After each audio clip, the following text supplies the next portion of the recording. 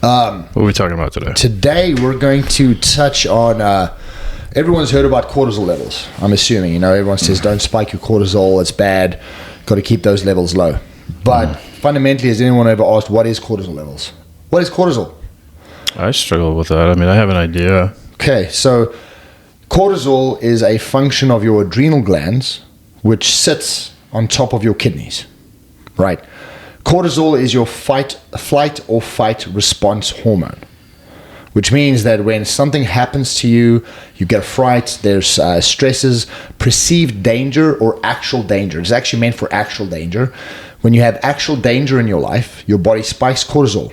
In the short term, a cortisol spike increases heart rate, blood pressure, adrenal levels go through the roof. It gives you almost an instant kick to be able to deal with said threat, right? That's what cortisol is in your body. That's what it's designed for. However, if you have prolonged levels of cortisol, the list of things, the negative side effects are endless. Broken up sleep, belly fat, mind fog. Listen, there's probably like 30 different types of negative side effects of what cortisol is. There's nothing good about high cortisol levels over the long term. My understanding of it was, and I plugged into ChatGPT just to see, but my understanding of cortisol is essentially it is related to stress, and then especially women feel a male's energy when they are pushing off a lot of cortisol. They can sense that, they feel that. It's a subconscious thing.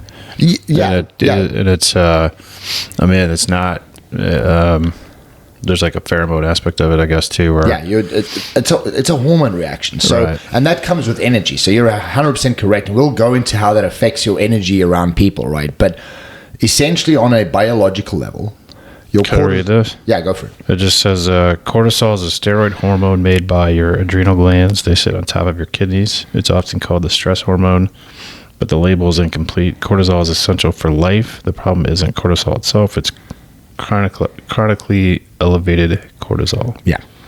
What does it do? So the good stuff: wake up and feel alert. It naturally peaks in the morning.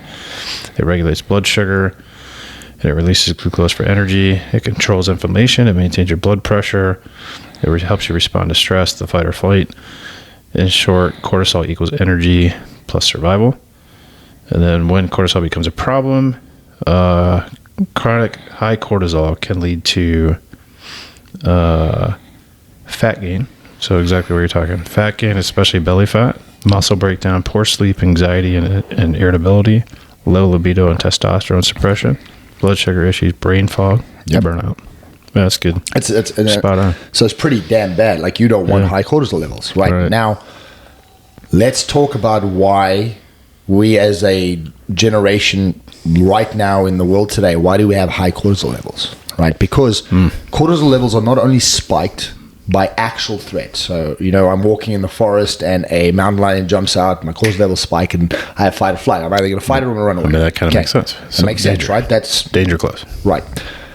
Your cortisol doesn't know the difference between the mountain lion in the forest and you scrolling on the internet and seeing doom feeds regarding things happening in the world right now, right?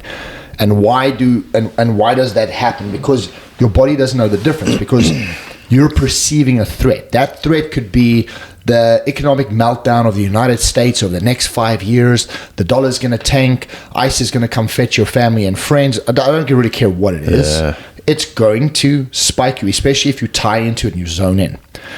The minute that you zone into it, the reason that it is a marketing tool for news organizations, social media, is because it's rage bait. The more they can tie into your cortisol, it creates an endless loop. You're consistently scrolling, you're looking, because now you've hit that fight response. Now, it's not an addiction issue. It's a fear issue. Right. You don't perceive it. You're like, oh, no, it's just what's happening in the world. I'm just stressed out. No. This is real. Yeah. Right. You're made it real, and your cortisol is reacting to it. So now, if you consistently run those feeds, your cortisol level is consistently high because you're worrying about the whole world instead of what's happening in your life. Right. Now, that is perceived threats. Yes, that could affect you, but realistically, the reason the news organizations run the way they do today and social media runs is because those give them the best benefit. Rage bait is the best clickbait. Gets everybody going. And like, if you look at the national news for the last, I don't know, 20 years maybe. I don't really necessarily have the ability to put a timeline, but in my opinion, they've controlled the narrative, and they've just fueled the bad. Yeah. Right. And it's like the phones. I think I remember being in Iraq. I do remember being in Iraq in 2008. Was it 7 or 8? Mm-hmm. And I want to say that's when I'm having trouble remembering if it was the original iPhone. We'd have to check the fact on this, but if it was the original iPhone that was released, but it was a new iPhone being released. Okay. And I remember like the big craze about, there was a couple guys that were excited about ordering it. And I was like, what is that? I didn't really understand that Apple had evolved that much, I just remember like the little shuffles that they had for music. But anyway, as great as the phones are, I think what they've allowed it to do, so you have the national media fueling a rage-baited narrative. Yeah. And then now I can go on the phone and then fill my feed with whatever views I have. Yes. And so like you talked about the doom scroll, I think you have to be really intentional in today's world to get your feed full of positive, because it's too easy to fill it with, like the ICE controversy that's going around, whether you like Donald Trump or not. The world economics collapsing, food's more expensive. Everyone, and the conspiracies, the Epstein stuff. Like, if you think about, all the politics that are going on right now and all the negative things, like all the mess that's going on with Epstein, and that's, fucked up in every right. But like, one of the struggles that I've had in my home over the years has been, I don't want to subscribe to that shit because I know it's bad, but I don't want to feed my brain with it. But in the same sense, you also want to be well informed and understand what's happening around you. So you want to control in one sense, but you also need the access to information. But the difference being is, this is not a new thing. It's just how it's delivered has become way more intense, right? So, if you were a guy living in a village 200 years ago, right? What would happen is you would get news by someone walking down, relaying the message. The message would get broken down because it's like playing voice tag, right? You line up 10 people, you tell them something. By the time it gets to the end, the message is completely lost. I remember being a kid, we called it the Chinese telephone. There you go, right? Yeah. So, with that said, it's always been a part of it, right? And I'm going to go a little bit into the more conspiracy theory. It's a benefit to governments, right? Because the more divided my people are, the more they're focused on fear, the more they're aligned with something, they become zombies that allows them to follow what we need.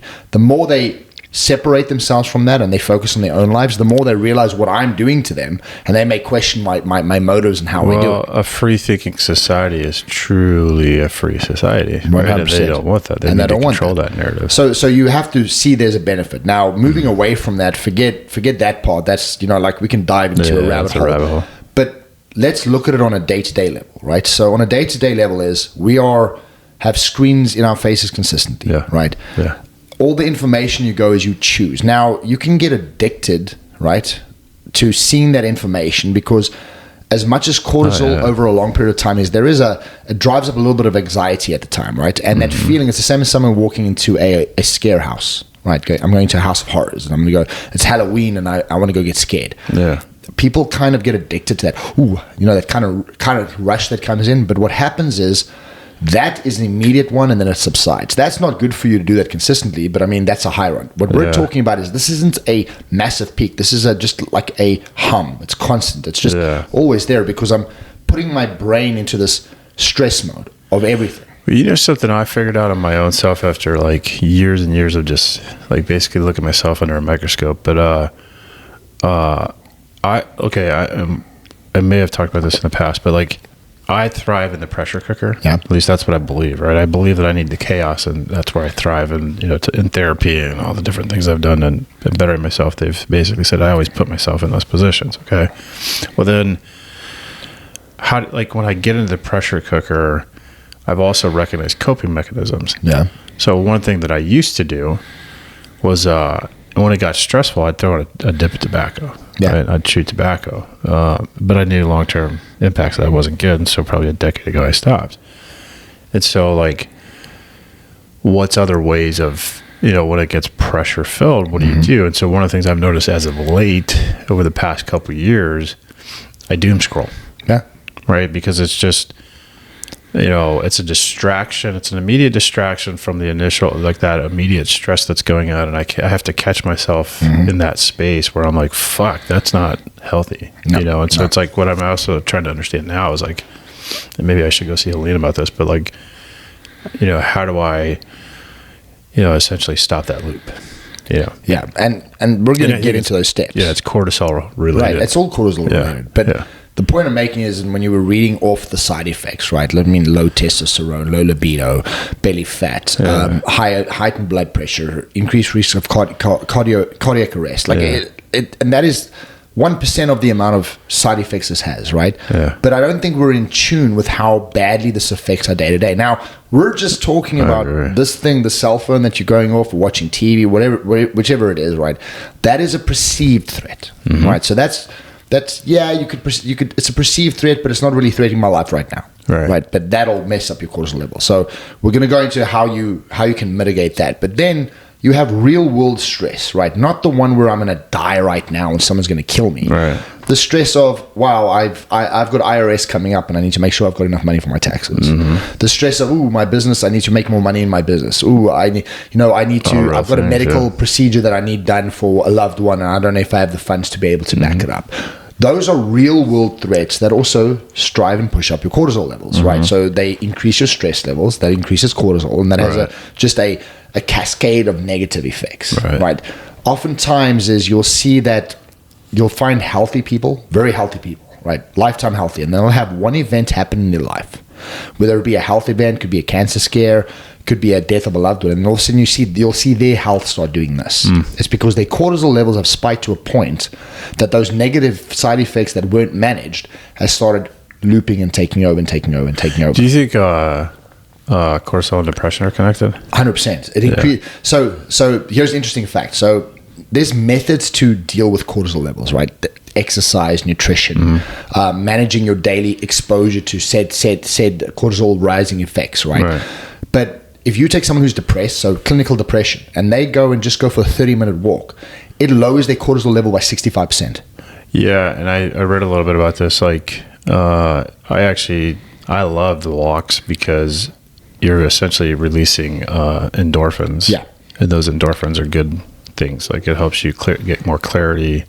Like, I personally am a huge fan. Like, I told you this morning I got up and walked. Like, getting my feet back to right. So, and I haven't talked about this on the podcast. My feet have been, kind of messed up for a long, long time. I'm finally getting those corrected. So I had to back off cardio for a little while, and now I'm picking back up again. But this morning, getting out there and releasing that, I walked in silence, just got a walk, was in my thoughts, in nature, if you will. And you, without depression, you're already getting a 30% reduction in your cortisol levels. Yeah. Breath work, getting oxygen in your body, doing breath work. The 8-4-5 rule, right? 8 seconds in, hold for 4 seconds, breathe out for 5 seconds. Like that. Do that for 5 minutes. There's tons of techniques, like physical techniques. Go have a workout. Yeah. There's so many things that'll drop your cortisol levels that we do it without thinking about it and go, that's my therapy. No, it's you managing cortisol levels. Well, and the other thing is like what I'm trying to be conscious of now.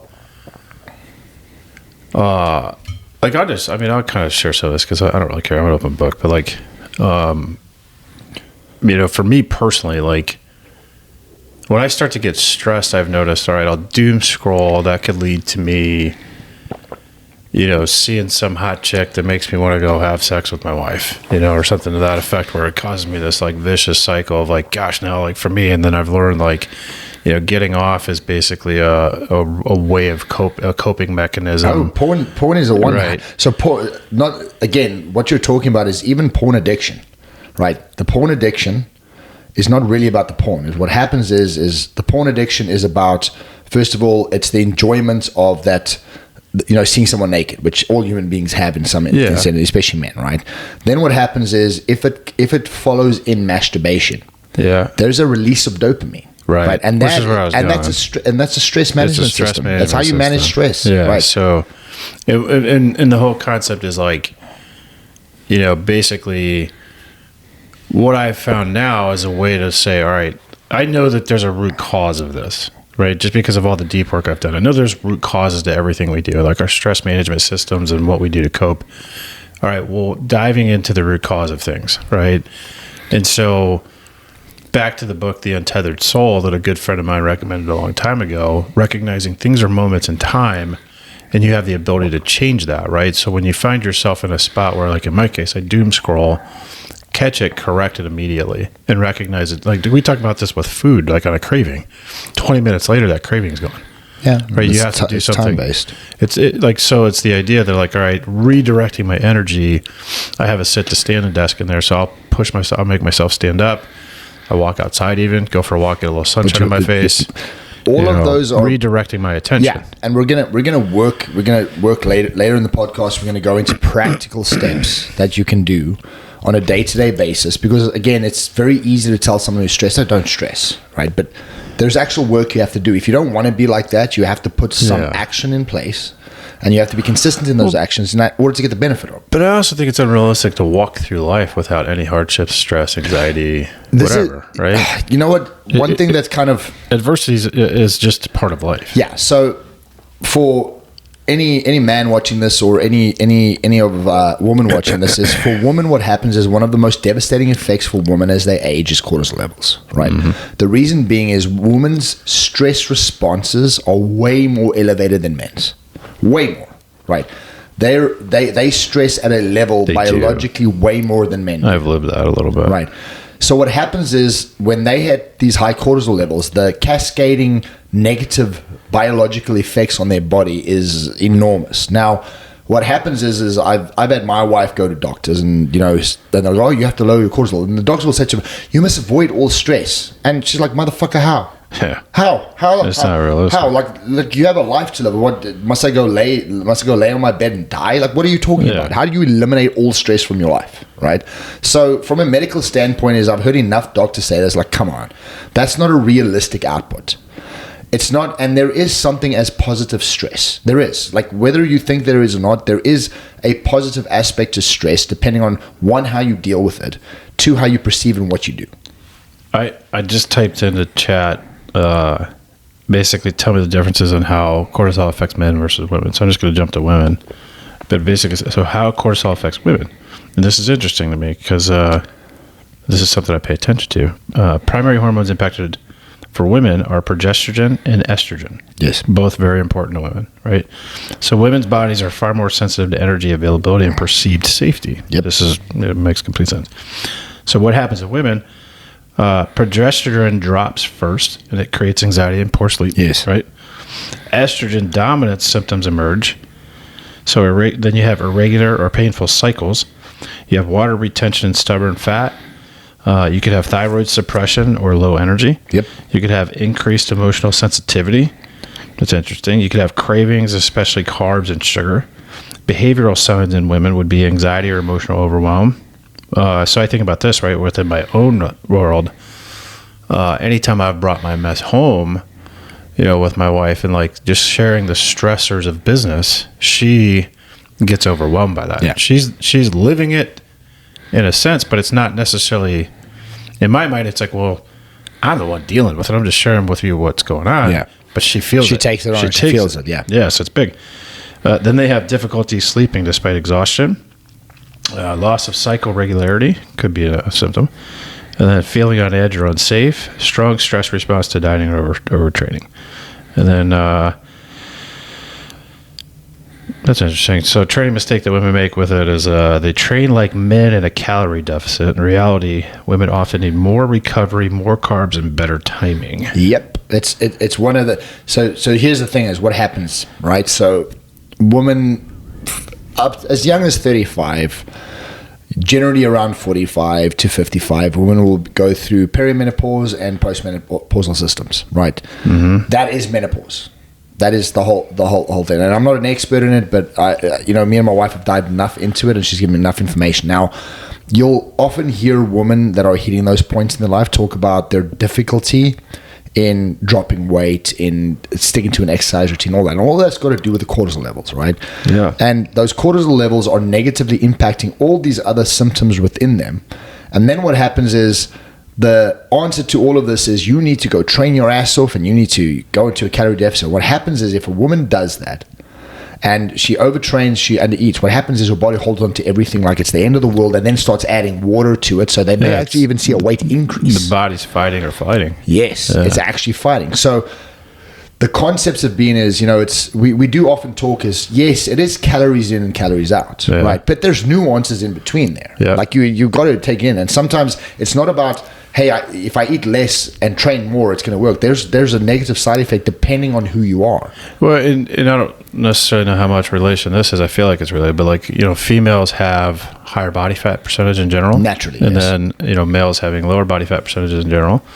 And if a woman's doing like a bodybuilding show and they go to that extreme low body fat for them, it's way more, it's impactful on both. It's hard on both, but it's really hard on their hormones. A man is able to comfortably maintain that lower 5 to 10% body fat, right? Yeah. It's not optimal, but you can, and you'll be okay. Women maintaining those same levels is detrimental to their health. Yeah, I mean, what's a female? Let's use bikini. What are they on stage like? Body fat. Well, they don't get down as low as the men, but they generally get down to the teens. So I mean, you got to which is really low for them. Which is really low for women, right? So you got to take these things into account, and regardless of which level it goes, is the key point here is cortisol affects a very big portion of how we manage and run our lives. Yeah. Right. So whether you're a man, whether you're a woman, your cortisol levels are an indication of health. Well, it's directly connected to emotion, right? Here's the thing is, right? So what does fear do? Fear is literally an emotion. Yep. It's triggering something in you, right? So there's an energy aspect to it that your body's reacting to. Right. And that reaction is a cortisol level spike. And then if that's consistent, and like I say, it's not, I have to be scared out of my pants for a cortisol. No, that's an increased spike. That's adrenaline and cortisol. Yeah. What I'm talking about is a consistent state of stress that you run through where... How often have you spoken to people and, go, how's your day? Go, I guess it's okay. Right? That's because regardless of what happens, there's a point in them that they can't see the light at the end of the tunnel. They can't see any light.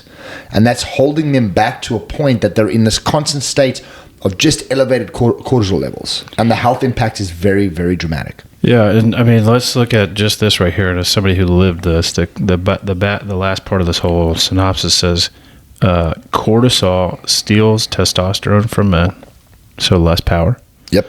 And it steals progesterone from women, loss of calm. Yes. It affects attraction, it affects mood, it affects performance long before labs show it. Yep. Because it's not like, that's a good question. Does cortisol show up in your labs?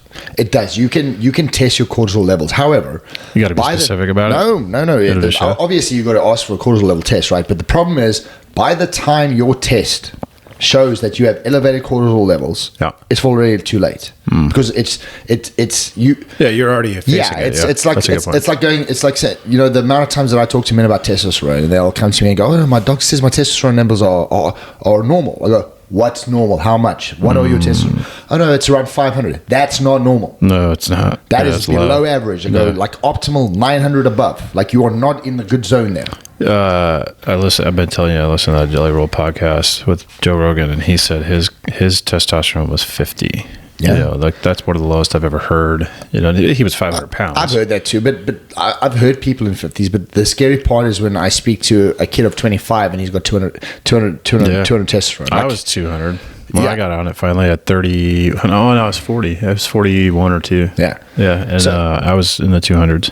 And low 200s. And 200s is low. Like you feel it. Like the difference between brain taking and not taking. Everything, right? Everything. Moods up and down. And what'll happen is the minute you increase that little bit of testosterone, it's going to there's a cascading effect, right? So for men is, I take TRT, all of a sudden, that hormone's back where it needs to be.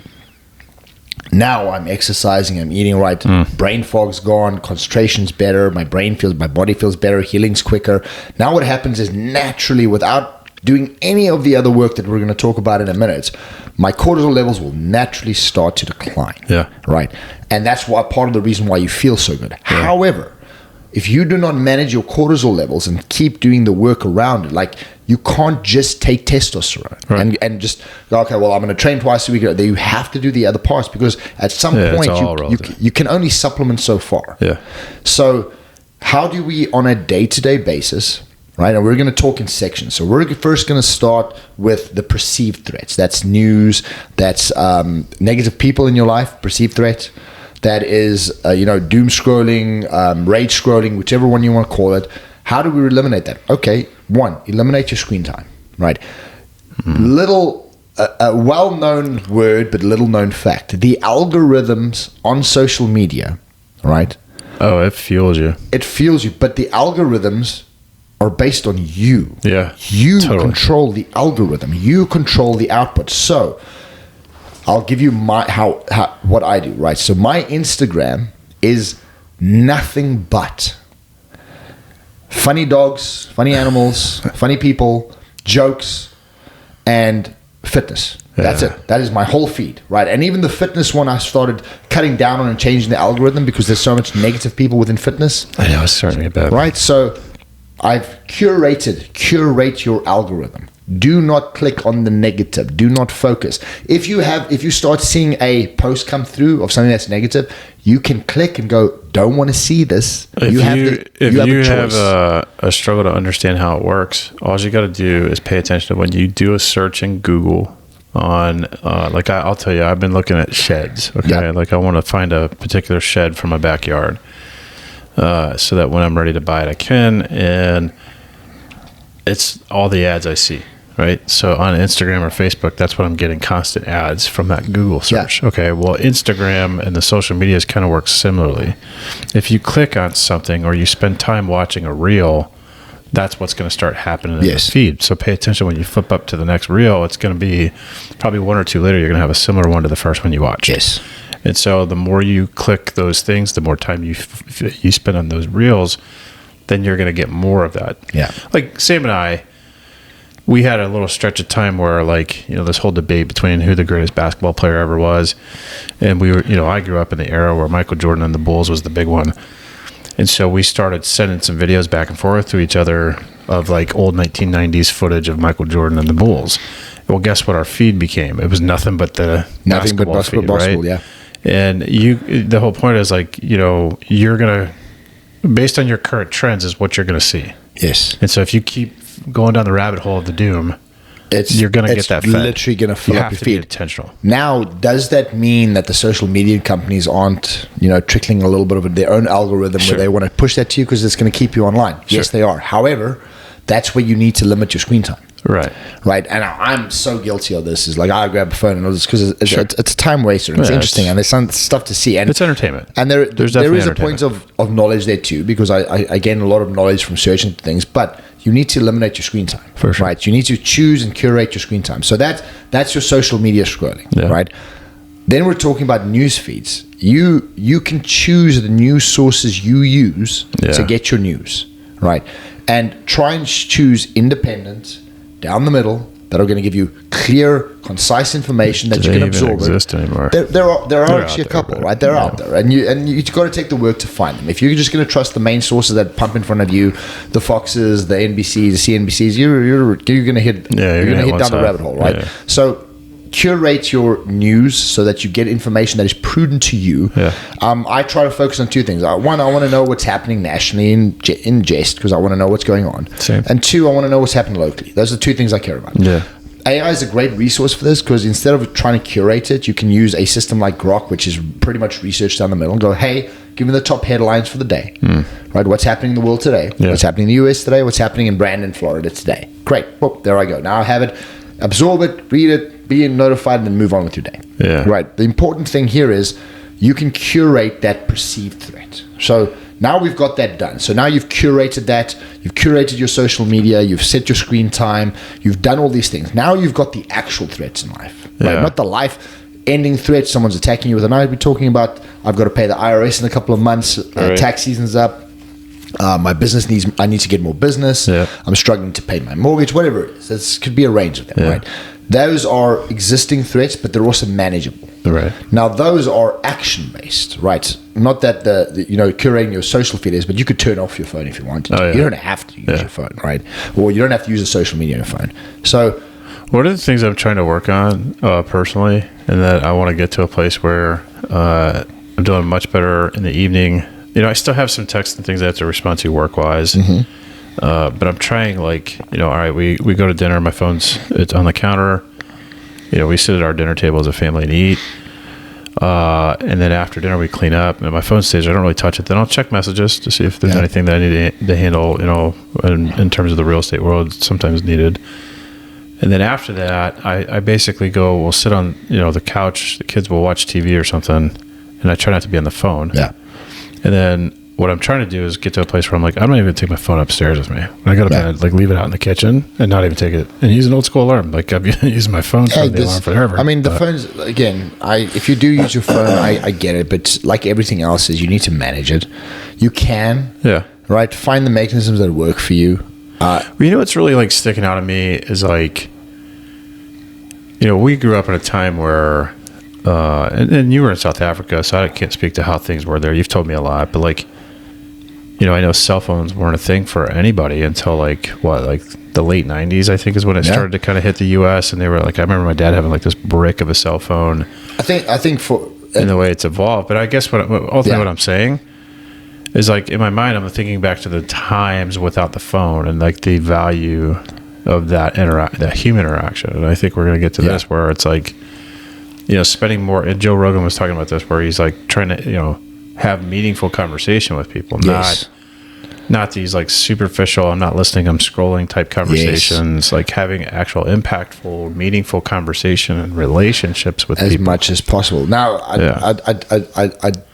I'd argue the point that even before cell phones, we were still distracted and we still didn't focus on these things, whether it be youth, ignorance, or whatever. But I think back then they would have said video games maybe with a distraction. Well, even before video games, I think the difference being now is, I think because we know cell phones are such impactful, I think we're actually just more in touch with the fact that we need better human interaction, right? Meaningful conversations, right? So in your day-to-day life, this is where it becomes important on nutrition. Yeah. This is where it becomes important. What do you put in your body? Because if you put the wrong things in your body, it spikes cortisol levels. Right. Then it becomes important is, what are you doing on a daily basis? Are you going for these walks for 30 minutes a day? 10 minutes? Just 10 minutes. 10, yeah. Just kind of something. Put your phone down, go for a walk. The amount of times that I watch someone, right, and this happens, like, I'll be driving on my way to a meeting, or I'll be going to wherever I need to go. And sometimes it's 6 o'clock in the morning. I'm watching someone walk and literally having a conversation on the phone, scrolling on the phone. I'm like, okay, why are you walking? Like, you're missing the whole point of what the beauty of I see a lot of people talking on the phone. And I'm like, who are you talking to 6 o'clock in the morning? Like, who else is awake? Is there someone else walking? Why don't you walk together? You know what I mean? I had a guy that, was in the corporate job. He was one of my guys on the team. And one of the problems we had with him was, like, he would go take care of customers. We were a service-based industry. And he was one of the first people to get the AirPods or whatever. And he would always be on the phone everywhere he went. He'd spend 8 hours a day on his phone. And in my mind, I'm like, who do you talk to? I also kind of feel that sometimes people do that because they don't want to be alone with their own thoughts, because then they'd have to actually deal with their own shit. That's a good point. So I feel that honesty. So that's a good point. So again, no screen time, break away, get outside, get some air, walk, right? Reflect. Pray if you're religious, meditate if you're not. Like, just connect. I did that this morning, man. And I'll just share a little of my thoughts. And I really want to dive into the people part of this, but like, I literally just talked out loud to God, and I'm like, I don't even know if, like, are you real? I believe you are. I was just sharing my thoughts, right? Like, literally just having a conversation. Anybody was listening to me probably thought I was crazy, but I don't care. Like, but just share, like, getting it out, getting off my chest. And just literally, like, talking, like, somebody could perceive I'm talking to myself, but for me, it was like, I'm talking to God right now, going, like, God, do you hear me? Are you there? Like, I believe you hear me. I believe you're there. Yeah. Show me a sign. Show me something, and it's therapeutic. Yeah. Is ultimately what I'm saying. Because it's my time. And regardless of whatever your belief system is, right, what you're doing at that point is you're touching into something. Right. That is really just quieting your mind and connecting with yourself and your higher self to be able to just answer the fundamental questions of where my day is going, what I do, where am I in the world, what's my purpose. And just taking that time, will automatically lower your cortisol levels. Physical, these actions you have to do. You said something really, really important there that we're in a struggle with as a society, quieting your mind. Yes. It's just like That's really important. Yeah. Like, it's so hard to do that. When you're stressed, especially we're entrepreneurs, right? So we are always thinking about ways. Every time we are together, we're brainstorming what we can do. We both have, challenges in our personal lives, business life. And so you're constantly, your brain just goes. Because that's what like high level performers, like I consider us to be high level performers, and and we're not achieving the results that we want. So we're always in overdrive to get to that Try and result. get to that point. And so what happens with that is it causes your brain to just not shut off. Yeah. And so you really do have to find that space of like, this morning, man, I actually put my headphones on the top of my head because I was going to listen to some music. And I actually never turned them on. And then I just was like, you know what? I'm going to sit in the silence. Yeah, I do. And it was kind of nice. Mine is, if I'm sitting in the car and go, sometimes I put everything off, crack open the window. Some of my best thinking is right there. Sit in my thoughts and kind of run in. And that's an important avenue. Physically, what you can do is 5 minutes of breath work. Yeah. Sit, breathe. I need to do that more. Oxygen is so important. Like, sit down for 1 minute. Just try this. Breathe in like a big breath for 8 seconds. Hold it for 4. Breathe out slowly. 5 seconds. 8, 4, 5. Right? And try that do it for 30 seconds. See the difference of how you feel, how your system calms down. Yeah. Right? The point is there's actionable steps. Nutrition. Exercise, go for walks, get outside, get in the sun, spend time with loved ones, right? I'll give a good example of the oxygen thing. You're talking about the breath work. I don't know why I'm fascinated with watching documentaries on climbing mountains. Yeah. Like Mount Everest is a big thing. I love to watch those documentaries. I would never, ever, ever, ever do it, but I'm fascinated that people do it. Anyway, one of the stories that exemplifies to me the importance of oxygen. So obviously, the higher you go, the less the oxygen, the harder it is to breathe for these guys, right? And there was a documentary. I think it was done like 10 plus years ago. But these guys tried to climb Everest with no oxygen. Yeah. Okay. Very risky, very bad decision. Anyway, there was a guy that was, I think, I forget how high up, but he wasn't far from the summit. Okay. But he was without oxygen. He was a professional climber. Yeah. And he was stopped on the mountain. And his brain was so depleted of oxygen that he was like basically talking to somebody that wasn't there. Yeah. He was, not making any sense. Like, there were so many different things he's doing. And yes, that's an extreme example of the importance of oxygen. Yeah. But if you think about what you were just saying, how if you do that breath work and filling your brain and your body with that oxygen does so much for you. It's everything. Think about even being out of shape, like Jelly Roll was talking on the podcast. He was afraid sometimes of the way he slept, it might kill him because he couldn't breathe. Yeah. And think about, so when you're out of shape, you're overweight, your body doesn't get enough oxygen. And so it's like that's relative. And it's all relative. Then just because of that, you're already spiking cortisol levels because your body's under stress. Yeah. And the whole point of this conversation is in order to combat this, right? It's not just I will do this one thing. You've got to do a combination of things, right? You've got to try and find this combination of things to run it down. And one of the most important things is you have to choose who you spend time with. Right, because negative people, depressed people who bring you their problems, they will drive up your cortisol levels. No doubt. Right, so you have to be cognizant of the people that you choose to spend the majority of your time with. I remember when we met, one of the very first things we both agreed upon is that neither of us had a whole lot of people in our direct life, meaning friends, right, where we didn't have... The group was small. The group was really small, and it's because there just wasn't a lot of people that were a positive influence is the way to say it. Okay.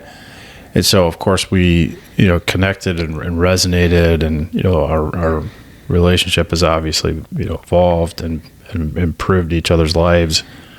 But I think what's really important is that it's going to be hard to do this for some. And I told you about a college thread that I had with a bunch of guys that fell apart.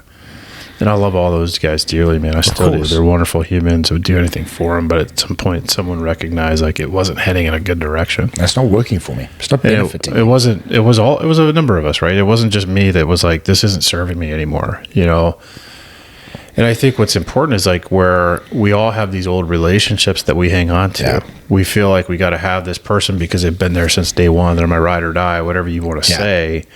But is that actually a relationship that's truly serving? And are you taker energy or are you giver energy? Yeah. Are you negative energy or are you positive energy? And I think, like, I would like to think you've benefited my life a lot. You've improved me as a human being. I'd like to believe I've done the same. Yeah. So that's to me, it's like, and you'll call me out on shit too. I'll tell you, there's things that I don't think that happens very often, if at all, but like, it's the idea that, like, does that person care enough about you that they're going to say the truth and not just tell you what you want to hear? Yeah. Like, no, that's not working, dude. Stop doing that. Or, that's good. Do that. Do more of that. Yeah. And it's like hard. It is really, really hard to end old relationships. It's super, because there's an emotional attachment to them. Yeah. There's a loyalty. There's so many different aspects to it, but you really do need to see where it serves you. And here's the thing: is that relationship, when it happened, in that point in time, might have been very beneficial to both of you. Sure. Right.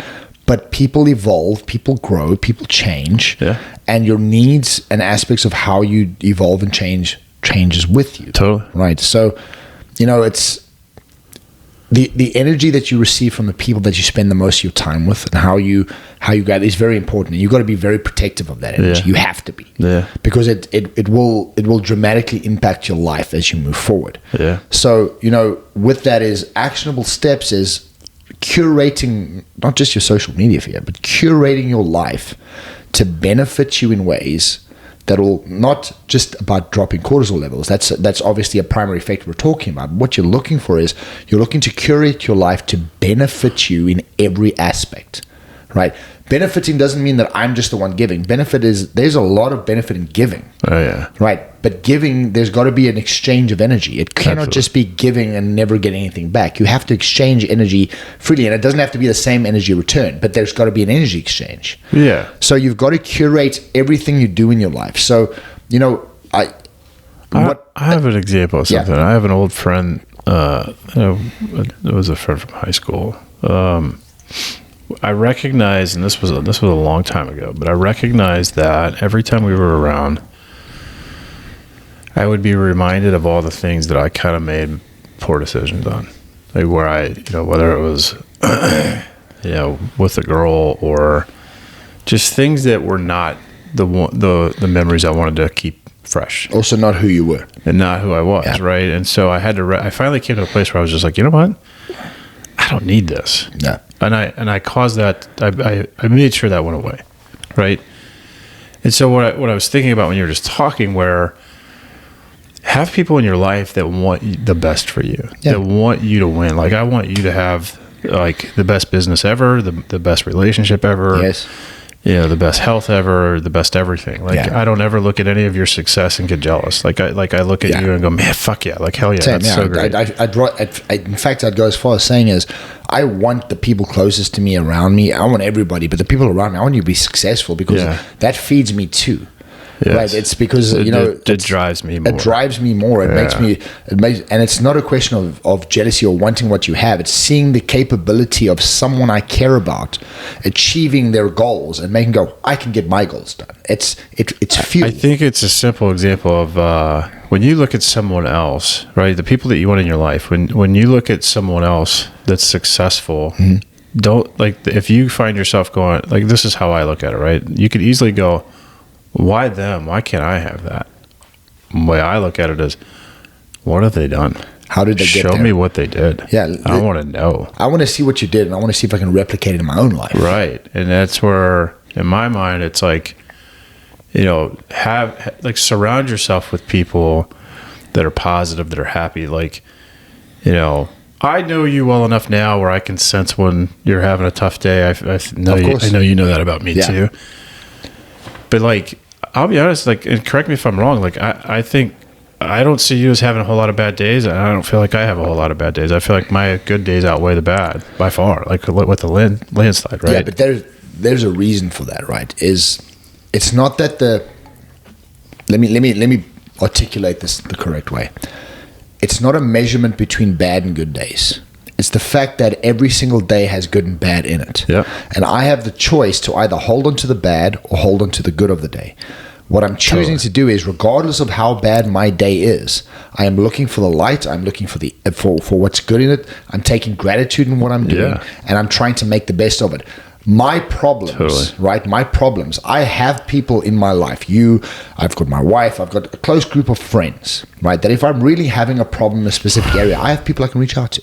Right, I know I have that. I have that capability that I can go and say, listen, Kev, I'm struggling with this. What do you think? Right, and I know I'm going to get an honest opinion. Right, it's not going to be necessarily what I want to hear, but it's going to be an honest opinion of someone I respect. Yeah, and their opinion means something to me. And the same goes for my wife and other people in my life. On the flip side of that is, regardless of how bad my day is going, I must have gratitude in the good that's in it, and my shit's got nothing to do with anyone else. You are not responsible for dragging. Do not drag other people down into your bullshit. If you're having a bad day, find the light. Don't drag other people into it. Be the person that lifts up. So now, does that mean that I don't have bad days? Absolutely not. Right? All days have bad things in them. I don't care how good or bad you can perceive them to be. They all have good and bad. You have the choice to choose. Am I going to hold on to the bad and have this dictate the rest of my day, the rest of my week, my year, my life? Or am I going to look at what is good? I'm going to control what I can. I'm going to let go of what I can't. I'm going to be in the moment. I'm going to drive this day forward. That's your choice. I will say I lived this vicious cycle where I remember being in the corporate gig, miserable, unhappy, hated what I saw in the mirror, didn't recognize the person that I'd become. And I knew that I was giving my family my worst. I gave my job my best, and I gave my family my worst, and I knew that, but I didn't know how to change it. You didn't necessarily know what to do about it. I knew what the problem was, and I just was like, how do I change it? Okay. And so one of the things that I've always been, and this is where I got to be careful, I guess, with whatever, whoever's listening, take it for what it's worth. You're an adult, but like, I was one of these people when I sensed the ship was derailed, or the boat, or the train was derailed, I would get like very aggressive in dramatic change. And I thrived with that in the past. Okay, because there's just a lot of things that I've uncovered through therapy that I would do. And so when I finally came to the place where I was like, I'm gonna burn the fucking boat or ship, whatever that expression is, and say, I'm going to leave my corporate job and completely disrupt and then go on this quest of like basically finding myself at 40 years old. That's what I did. And what that allowed me to do, though, was to finally, like, I was curious, and I sought answers, because I was like, I knew something was off. I knew something wasn't right. In my mind, I was surrounded by good people, but I just kept giving my worst at home. I just kept giving the worst there. Like, And ultimately what I'm trying to say, it wasn't one specific thing that I did. It's all of it. It was all of it. And man, dare I say this because it's so fresh, but like, I feel like that's what the group that we had, that's what was missed. It was literally, it's not me going to a meeting each week to get, what I need. It's everything. It's the consistent actions of everything that you have. And the other thing is you're going to have ups, you're going to have downs. Things will always change. You, however, regardless of your groups, people around us, you are ultimately the only one who can change your outcome, regardless 100%. Of who's around you, right? You and you alone. And you have the mechanisms to do this. And what we've talked about now, these mechanisms of lowering cortisol levels. I'm using cortisol levels because it's a biological response that affects us massively in our everyday lives. However, all the things that we are talking about, breath work, daily affirmations, gratitude, nutrition, exercise, going out and spending time with good people around you and filling yourself up with that energy, but also being willing to give energy freely and not just needing something so that you can just make it through your day. You have to be cognizant of this, as you are responsible for your day. But when you do these things, right, it doesn't just benefit lower cortisol levels. It benefits relationships. It benefits mindset. It benefits how you perceive the world, how you perceive the people around you. Now, that doesn't mean that the world's not going to throw you with obstacle courses. They're going to throw things at you all the time. Yeah. The difference is the reason you do them consistently is that when those things arrive in your life, you do not look at them as the end of the world and go, oh, I'm stressed. You go, I have a challenge. Life's good, but I'm gonna overcome this challenge. It's okay. It's the cortisol levels are also spiked by the perception of said task or said challenge being so overwhelming I cannot overcome it. Well, okay, so and I'll talk to those that want to look at this from a God perspective. So one of the things that I've struggled with over the years is like, well, why has my life been the challenge that it has? Why have I gone through the fucking difficulties that I have? Why has my marriage been so challenging? Why is it's easy to just like pick that apart, right? And go complain about why? And it's complaining. Yeah. And then I look at it and go, well, it's because, again, we're going to say this from a God perspective and go, well, it's because God chose me to be the warrior that I am. Yeah. Because I am that, and I know that I'm tough enough to handle these adversities. I know that I'm strong enough to handle these adversities. Yeah. I believe that these are lessons I'm going to be able to provide out in the future. I have a voice, and I have the ability to share it. Yeah. I have the ability to communicate it. And so, if you think about, like, whatever it is that you go through, like, pushing through hard is what makes you. If everything's handed to you easily, you don't appreciate you don't appreciate the good things, which is a fair assertion. But you said something earlier when you were talking about, I knew the things I needed to do. I knew it was wrong. I just didn't know what to do about it, right? Mm-hmm. And there's a guidance point in that. And what we're trying to do with this podcast and in our own lives and with people is we're trying to find a mechanism where we can relay this information and have people realize that the guides is just what it is. It's just a guide. Yeah. You ultimately are responsible and accountable and the only person who can make these changes in your life. And some days are going to be harder than other days, but you choose how that day turns out. Is all a choice. Happiness is a choice. Yeah, absolutely. Right. So nobody decides that happiness but you. 100%. Nobody's responsible for your happiness but you. So what we're now doing is we're looking at, even in the group that we run, we're taking a pause because we need to find a more efficient way and a better way of having this information relayed, that it doesn't become a accountability aspect where I'm holding someone else accountable because I need this in order to function. Whenever you say to yourself is, if I don't get my coffee in the morning, there's nothing that irritates me as much when someone goes, if I don't have my coffee, yeah, no shit, I can't function. No. You're going to be okay without coffee.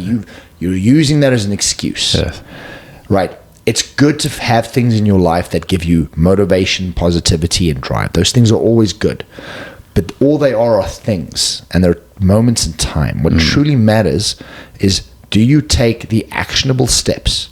Do you take those steps, apply them on a daily basis, and not just apply them superficially, go, okay, I'll try that, and so it goes. Look at them as a life-changing event. This is, why do you brush your teeth, right? You brush your teeth because your parents taught you how to. You brush your teeth because your parents told you your teeth are going to rot if you don't. You now brush your teeth because you don't want your breath smell like ash for the rest of the day, right? You brush your teeth because you want to keep your teeth healthy, right? But it's something you do every morning and every night, okay, or at least once a day. So why do you do that? Because you know that consistent action, you don't have to. Don't brush your teeth. Yeah. No, it's literally a choice you're making. However, you fundamentally know that by doing that every day, there's a benefit. Can you see the benefit on a day-to-day basis? No. I don't know if because I brushed my teeth for the last 30 years, if it's made any difference. I'm told it is. Right? I don't really know. I know, but I don't know. Same thing applies here. If you're going to do this, it's an action that you apply that becomes a lifestyle, that becomes second nature, that I do every day because I know that the long-term benefits of this effect is going to help me through my day-to-day. Well, and I think, the cell phones have created this instant gratification society. And so that's what's hard for a lot of people when it comes to their overall health and well-being, is that, like, I think the reality of life is there's no secret sauce. Like, what makes somebody a multi-millionaire, a billionaire?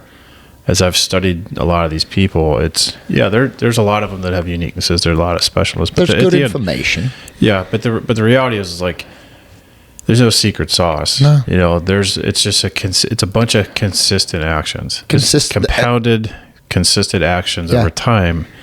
And that's where, when you think about... sorry to interrupt you, that they applied to their life. Right. Not your life. Their life. I can go do exactly what Elon Musk did his whole life, and I will never be Elon Musk. Right. I'm not Elon Musk. But there's also anomalies, and I think he's one. Yeah. Right? And he's an extreme point here. But the point being is consistent action that you find works for you. Right. For sure. That's the thing is you cannot look at another person and go, I'm going to do exactly what they did, and then I'll be like them. No. Yeah. You're already failing because you're trying to be like someone else. That's one of the things for me, like this podcast. Okay, you brought up why we're doing this and some of the direction. Like for me, I what I love about our approach is that it's just two guys, two friends, just sharing our life and experiences around certain topics and what we've been through from just our own hard knocks. And not everybody resonates with our approach, and that's fine. Not everybody's going to take away the answer, but we can help some people. Yeah. There's going to be people that resonate. We've already seen that. There's going to be people that will resonate with us, and they'll take some lessons from us and then incorporate it in their own ways. We both can share that. There's a lot of work that I've done on myself. There's a lot of things that I've done. Yeah. And I've adapted it in my own ways and my own style, and I'm still trying to improve. There's a lot of things I'm still working on. It's never-ending cycle. Yeah, whether it's a relationship, whether your marriage with your spouse, what I have learned to be true is the work never stops ever. Well, ever. There's two very, very important words in the English language, and I think any language though. There's two very important words, right? There's building, and there's maintenance. Yeah, building and maintenance, the two most important words in anything, right? I build a relationship, right? So I build a relationship with my wife. We're married. But I also maintain the relationship, and maintaining takes work and effort, right? I build a body in the gym. I fuel it. I get to a certain point. I don't just stop doing those things. I now have to maintain that, right? This applies to everything, right? Maintenance is everything, and maintenance requires action, steps, consistency. You put a layer of things in, and everybody's is a different line. Not everybody's is the same. And what I find to be reality for most is that we're like pendulums, where we go all in on one thing, and then that gets corrected, and then we find that something else has suffered, and so we swing on that side, over to that, and overcorrect to that, and then we have to be careful not. That's a good point. So why do we always talk about balance, right? When we say balance, maybe there's a misinterpretation of how we're saying. I think we've explained it pretty well. But balance doesn't mean everything's always linear and aligned. Balance means that it's always shifting. It's a balancing act. It's a balancing act, right? That's the pendulum. Now, what you don't want is the pendulum to aggressively swing left and aggressively swing right. What you're looking for is it to just move slightly every way. Because why putting those things in? Right, and again, we started the conversation on cortisol levels, and as much as it sounds like we're going on a tangent, it's still very much related. Oh, it's all related, yeah. Once you put those actionable steps in life, right, curating your social media, curating what you see, what you access to, how you live your life, the things you do to benefit yourself on a day-to-day basis, as you put those in place, that pendulum stops aggressively swinging. So what happens is, even if the most stressful situation comes and hits, the pendulum just slightly moves this way. Everything goes good, it just slightly moves that way because you're balanced. What you triggered a thought for me where, one of my biggest things that I'm having to learn is when I have something in my life that I feel is broken, I have this tendency to be okay, every tool I got, let's fix that motherfucker. Yeah. And that's not healthy either. That's not balanced. That's not a balanced approach. And to be honest, ultimately what I'm talking about is I'll just say it it's, my marriage, my relationship there, where it's when I would sense that things were broken, I would try to swing the pendulum to that, and that's all that I cared about. That was all I wanted to fix, and I would really, really go hard. Yeah, and it would actually cause more damage. But that's actually a good point, right? Because let's tie that back into maintenance. Okay, so what happens is I leave my house, right? So I live in my house. I don't maintain anything. I let it. Only at the time that the house is literally going to fall down, I want to go grab every tool, spend all my resources, and I'm going to fix it up, right? Why didn't I? But if I just maintained it just a little bit every day, I would never get to that point. Now, that's a good point you're making, and relationships are the same.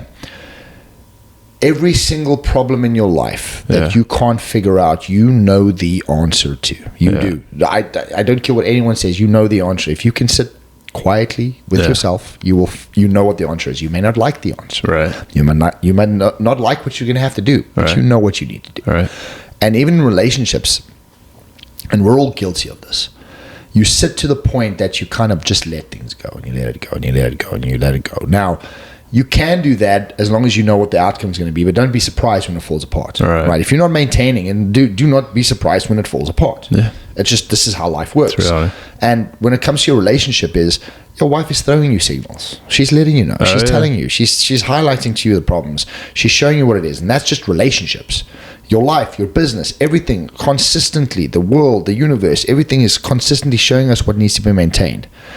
If we're not cognizant of it, and we're, haphazard, and we go to the we'll fix it when it breaks, that is the dumbest thing men on general do, is wait until something completely falls apart and then wanting to throw everything at it to fix it. Why, when all it was, and I mean, the amount of examples I can pull out of this, right? If I think of when I was in corporate, the amount of employees that I found that they'll go through and you'll just keep feeding it, like, just do this, and they just don't. And then they get to that point where you want to fire them. They go, okay, no, I'll do all of that with you. But if you just did those little bit every day, if you just did a little bit of every day, you wouldn't be in this position. Well, I think we get so consumed with comfort. I think that's the problem. You're talking about the employees, but I think, relationships are the same. They're all the same. Because I was like, as you were talking, I was asking myself this question of like, unfortunately for me, like I had a moment a while ago that all hell breaks loose in my relationship. And I'm like, how did I miss all this? How did I miss all these signs? And it's because I ultimately was, comfortable, if you will. And then, and there's a lot to this, right? So it's hard to just summarize that one way. And I also have to be protective of her. Like, I don't want to, talk ill, but like, how did I miss all this? Like, what was I not catching? And it's because I just got caught up in my world. Yeah. I was comfortable with the fact that, well, she married me. She's my wife. That's good enough. Yeah. She's committed. Okay. But then you miss like a lot of things out of just comfort / fatigue would be my way. Cause I was working these crazy hours in the corporate job, and I was just missing, important things. I remember saying at one point, like, cause I was like grinding for this job to try to get promoted, working a weekend thing for this audit that we had. I was working like 3 months straight every weekend just to try to do this audit. And I realized that, like, looking back on it, where I would always say to her, just trust me, I'm doing this for us. Trust me, I'm doing this for us. Right. Which it's true. It's true in one sense, but what I was neglecting was that the important times that could have been spent with her, the weekend times that, basically I missed, and for what? Yeah. I left that company. Yeah. You're not there anymore. What does it even fucking matter? Like, to get a $5,000 pay raise, like, but that happens. In the grand scheme of it. But what we do as men is we put ourselves in a silo, and this is also why we get cortisol spikes, because we go into a silo and now we're focusing on the new business, we're focusing on this thing, the promotion, the money, whatever it is. And for whatever reason we do is, it's like we put on a helmet. That's all we focus on, and everything else can go fuck itself. Well, but we also, and I have said this, and I know guys who have said this, when the shit hits the fan with our spouse, and like they basically look at you and go, "You're done, buddy," and you're like, "Well, what the fuck? Did you not recognize all the fucking sacrifice and hard work and whatever I put into it?" We all do that, and there. Not to interrupt you, but there is If you're the breadwinner and you're the person that put in that work, I'm sure you did put the work in for the relationship, right? So I would say that you do have a point, but at the same time though, right, is all you were doing was you were recognizing on the things you were working for that benefits you guys at a relationship, just you guys, not as the person who's in the relationship with you. Well, I know with me, like I was working towards not having the life that I grew up with. Yeah. Okay. That's what I was trying not to create, where I wanted to provide a better life, a nicer house, vacations, whatever we could do. And I thought the job that I was holding down, the work that I was putting in was going to provide this, right? And it would have provided a piece of it. It provided a piece of it, and it put us in a little bit of a good spot. But what I recognized was, like, looking back on all this now and the sacrifice that I was making, in my mind, the sacrifice was, I'm giving up this time for my family to have a better life. Yeah. But the reality was, I gave up that time and I sacrificed my marriage. And you can never get it back. And I can never get it back. Yep. And I can look back at that and go, man, like all these like, and you know, my story's yet to be played out, you know, and I'm not going to like air all that, but like, I just know that like anybody that's listening now, like if you're a young guy, like when we had some young guys with us that I don't know that they really truly heard us, but like, you know, you can work all the fucking hours you want. You can never get back time. Nope.